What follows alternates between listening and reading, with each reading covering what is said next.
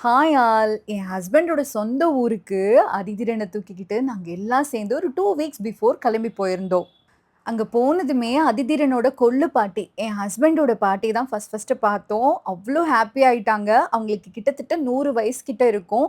அவங்க கிட்ட ஆசீர்வாதம்லாம் வாங்கிட்டு, அப்படியே எங்களோட வயலுக்கு போய் பார்த்தோம். ஊர்ல இருக்கிற எங்க வயல் பத்தி பேசினாலே என்னோட மாமியார் அவ்ளோ எக்ஸைட் ஆயிடுவாங்க.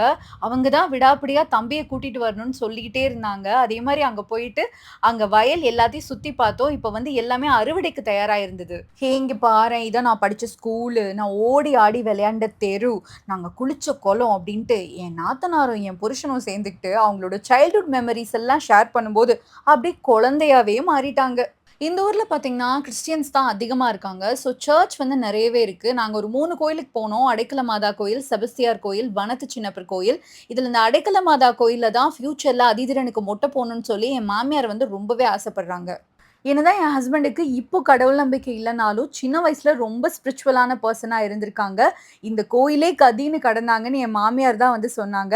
இந்த அடைக்கல மாதா கோயிலுக்கு அதிதிரன தூக்கிட்டு போம்போது, இப்ப கடவுள் நம்பிக்கை இல்லனாலும், சார் ரொம்ப ஃபீல் பண்ட்டாரு. ரொம்ப எமோஷனல் ஆயிட்டாரு. என்னதான் நம்ம வெளியூரு, வெளிநாடுன்னு போய் செட்டில் ஆனாலும், ஆனா சொந்த ஊரோட பாண்ட் வந்து எப்பவுமே நமக்கு உள்ளுக்குள்ள இருக்க தான் செய்யும். அது வந்து என் நாத்தனார் கண்லயும், என் ஹஸ்பண்ட் கண்லயும் தெள்ள தெளிவா நான் பார்த்தேங்க. ஊர்க்காரங்க, சொந்தக்காரங்கலாம் அதிதிரனுக்கு நெறைய காச வச்சு குடுத்தாங்க. சரி அப்படியே சைட்ல அத அப்படியே அமுக்கிடலான்னு பார்த்தேன். ஆனா என் ஹஸ்பண்ட் பெட்ரோலுக்கு யூஸ் ஆகும்ன்னு சொல்லி அப்படியே ஆட்டைய போட்டாரு. கை கெட்டுனது வாய் கேட்டலேன்னு கெளம்பியாச்சு. பாய்.